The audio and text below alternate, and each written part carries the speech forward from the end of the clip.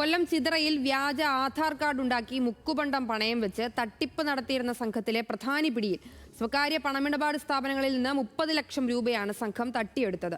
3 പേരാണ് ഇനി പിടിയിലാകാനുള്ളത്. ഇവർക്കായുള്ള അന്വേഷണം ചിതറ പോലീസ് ഊർജിതമാക്കി.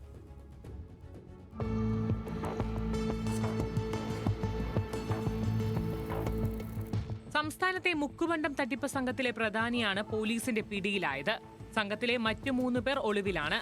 അഞ്ചാലമൂട് സ്വദേശി അൽത്താഫാണ് മാസ്റ്റർ ബ്രെയിൻ. കൃത്യമായ ആസൂത്രണത്തോടു കൂടിയാണ് മുക്കുപണ്ട പണയത്തട്ടിപ്പ് മാഫിയയുടെ പ്രവർത്തനം നടന്നിരുന്നത്. മാർച്ച് 4-ാം തീയതി മുതൽ മെയ് 13 വരെ വിവിധ ദിവസങ്ങളിലായി ചിതറയിൽ പ്രവർത്തിക്കുന്ന സ്വകാര്യ ധനകാര്യ സ്ഥാപനത്തിലെത്തിയ പ്രതികൾ മുക്കുപണ്ടം പണയപ്പെടുത്തി 30 ലക്ഷത്തോളം രൂപയാണ് കൈക്കലാക്കിയത്.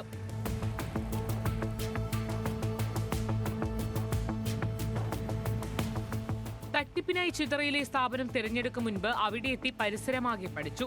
പ്രദേശത്തെ ആളുകളുമായി പരിചയപ്പെട്ട് അവരുടെ പേരുകളിൽ ആധാർ കാർഡ് നിർമ്മിച്ചു.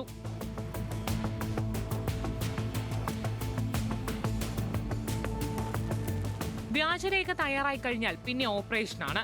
സംഘത്തിലെ സ്ത്രീ നല്ല പരിചിതമായ ആളെ പോലെ സ്ഥാപനത്തിലെത്തും. സംസാരിച്ച് എല്ലാവരുടെയും വിശ്വാസം ആർജിക്കും. തൊട്ടടുത്തു തന്നെയാണ് താമസമെന്ന് എല്ലാവരെയും ബോധ്യപ്പെടുത്തും.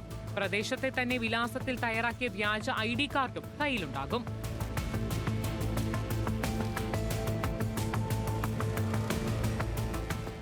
വീട് പണി അവസാന ഘട്ടത്തിലാണെന്നും പണി ഉടൻ പൂർത്തിയാക്കാനാണ് പണയം വയ്ക്കുന്നതെന്നും ബോധിപ്പിക്കും.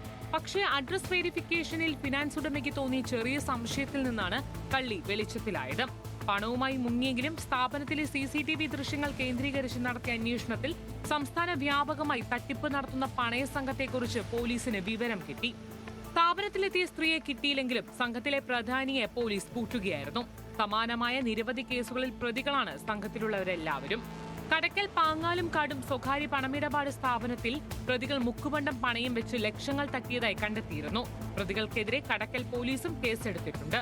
ഒളിവിൽ കഴിയുന്ന രമ്യ ഉൾപ്പെടെയുള്ള 3 പേർക്കായി പോലീസ് അന്വേഷണം ഊർജിതമാക്കിയിട്ടുണ്ട്. ന്യൂസ് മലയാളം, കൊല്ലം.